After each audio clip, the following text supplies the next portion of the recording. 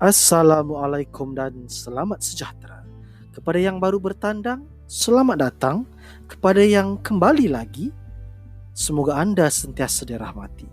Anda bersama-sama saya, Syafirul Syafiq Saadin, dalam podcast Sidang Meja Makan.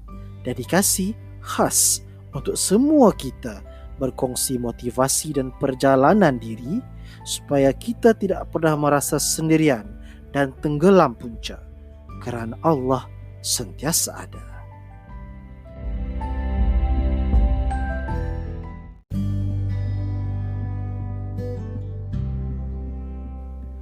Podcast Sidang Meja Makan dalam episod-episod yang terdahulu sudah pun beberapa kali mengutarakan atau mengingatkan semua tentang masalah kegawatan ekonomi yang sedang kita rasai hari ini dan hanya akan semakin parah untuk tempoh yang terdekat ini.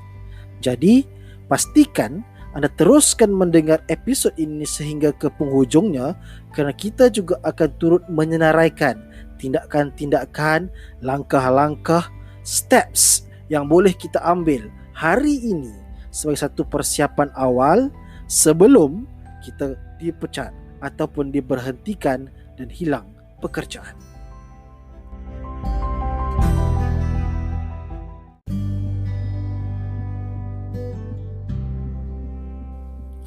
Kita pasti pernah mendengar cerita-cerita bagaimana Malaysia berhadapan dengan krisis kewangan Asia tahun 97-98. Kita ada banyak mendengar cerita tentang depression di kalangan rakyat Malaysia, banyak syarikat-syarikat yang tutup, banyak syarikat-syarikat gergasi yang gulung tikar dan sebagainya. Kadar pengangguran yang dicatatkan oleh negara pada tahun 1998 sekarang yang sempat saya baca adalah sekitar 3.2%. Yang menariknya, saya terbaca baru-baru ini di media yang Perkeso pada awal Jun tahun ini 2020 mengunjurkan yang tren pengangguran akan terus meningkat dan akan mencecah 4%. Suatu perbezaan yang sangat ketara. Jadinya dalam suasana dan landscape ekonomi hari ini, bagi kita yang sehingga hari ini masih punya pekerjaan, kita sebenarnya jauh daripada selamat. Kita masih belum selamat. Companies hari ini sedang giat melakukan pemotongan kos, potong overhead, potong expenses, restructuring, downsizing. So it's a matter of when, not if anymore for us. Jadi dalam keadaan ini, langkah yang baik, langkah yang bijak saya rasa adalah untuk kita bersiap sedia, mengambil langkah-langkah awal, mempersiapkan diri sebelum kita dipecat ataupun hilang pekerjaan dan sumber pendapatan. So persoalannya, apa yang boleh kita buat?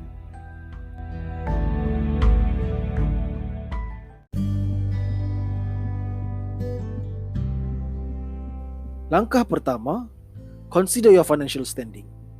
Berapa besar komitmen bulanan kita, berapa banyak simpanan yang ada, semuanya perlu dipertimbangkan. Berapa lama sebenarnya yang kita boleh bertahan dan survive dengan simpanan kita sebenarnya. Financial standing kita akan mempengaruhi sebenarnya apa tindakan yang kita boleh lakukan untuk seterusnya. Ada orang boleh survive setahun lamanya. Ada orang yang mungkin cuma boleh survive 2 bulan sahaja. Ini juga adalah masa untuk kita reassess balik perbelanjaan kebiasaan kita. Ya, dalam keadaan biasa pun sebenarnya kita dianjurkan untuk berjimat cermat. Tetapi dalam keadaan kegawatan ekonomi dan prospek kehilangan pekerjaan, berjimat cermat merupakan satu kemestian. Ini bukan masa untuk kita buat hutang-hutang baru, beli rumah, beli kereta dan sebagainya. Ini masa untuk potong belanja sebanyak yang mampu. Ini masa untuk potong belanja untuk keperluan-keperluan yang tidak perlu sebenarnya. Kerana setiap ringgit yang kita selamatkan hari ini akan jadi advantage untuk kita 2-3 bulan akan datang. It will help us stretch ability kita untuk survive lebih lama. Artinya, kita akan ada lebih masa untuk mencari pekerjaan yang baru. Bagaimanapun, kesilapan pada tahap ini yang perlu kita elakkan ialah sebenarnya mengharapkan ataupun bergantung harap kepada severance payment daripada syarikat-syarikat kita. Kita harus faham dalam masalah ekonomi hari ini sebenarnya tidak ada satu garanti ataupun jaminan yang syarikat mampu membayar kita secara sepenuhnya yang kita entitled to. Malah kita mungkin terpaksa berpuas hati dibayar severance payment yang jauh lebih rendah. Justru jika anda mampu, consider your financial standing dengan keadaan duit yang ada di tangan, bukannya mengharapkan severance payment anda.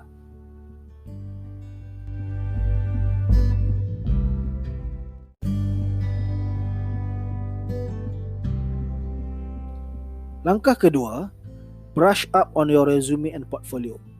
Ini masa untuk kita kemaskini, upgrade portfolio dan resume kita. Masa untuk kita kumpul-kumpul semua rekod-rekod kerja yang bertahun yang telah kita lakukan, mana yang perlu. Selain daripada kita readying ourselves untuk hand over the job to someone else, ini juga masa untuk kita kemas-kemas meja, barang-barang persendirian yang kita bawa ke office bertahun-tahun lamanya kita sudah boleh bawa pulang perlahan sedikit demi sedikit. Rekod-rekod dan filing systems juga harus tersusun, harus tertib dan elok. Bukan saja untuk memudahkan kita hand over the job to someone else, tapi memudahkan untuk kita mengumpul data yang perlu untuk kita upgrade kitanya resume dan portfolio. Oh, jangan lupa copy semua data-data peribadi dan file-file ataupun soft copy daripada laptop dan PC Office yang kita gunakan sekian lama. Clear your browse history, you punya password setting dan sebagainya.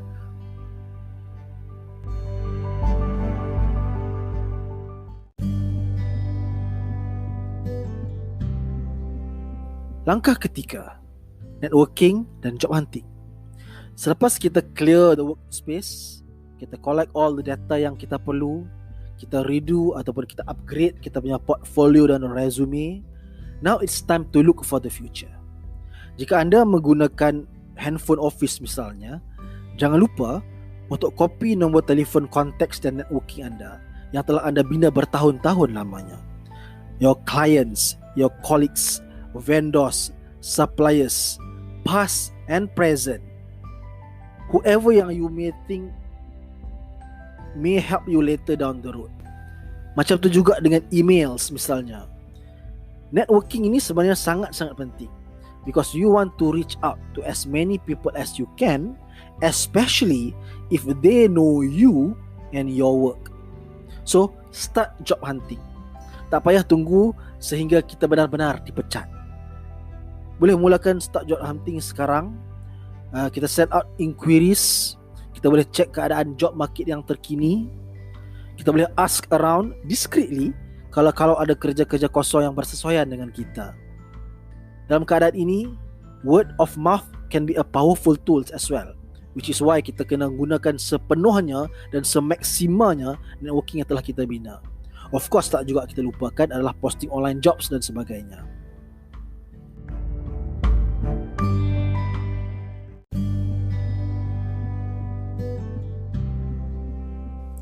Pada akhirnya, semua langkah-langkah, semua tindakan-tindakan ini harapnya dapat membantu bukan saja untuk kita bersiap sedia dari segi fizikal, tapi lebih penting lagi dari segi emosi dan mental.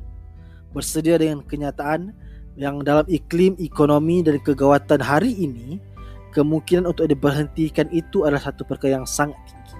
Walaupun anda mungkin tak salah, walaupun anda mungkin pekerja cemerlang, so don't blame yourself jika anda diberhentikan.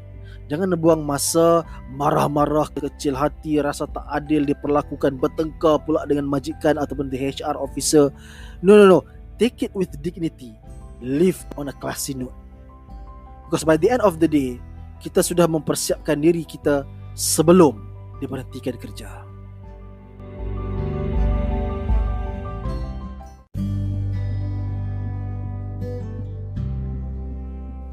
Sekali lagi, kepada semua yang teruskan mendengar sehingga ke penghujung episod ini, saya doakan anda semua untuk terus berbahagia. Jangan lupa Pastikan yang anda turut mendengarkan episod Sidang Meja Makan yang terdahulu dengan minda yang terbuka.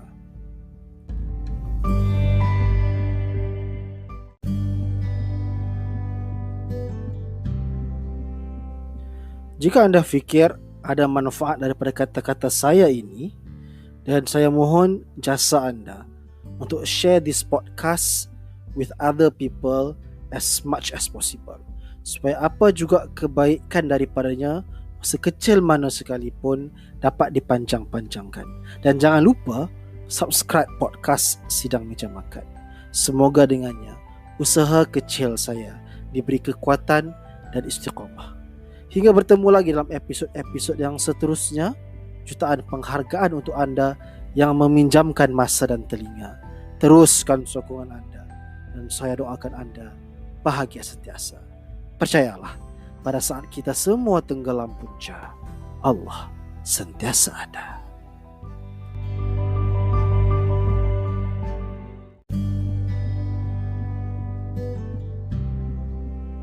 Sebelum itu, kepada anda yang telah pun mendengarkan episod-episod yang terdahulu, saya ucapkan ribuan terima kasih. Teruskan sokongan anda. Jika anda mendengarkan audio podcast ini daripada Anchor, Breaker, Radio Public, Google Podcast ataupun Spotify, pastikan yang anda download dan subscribe.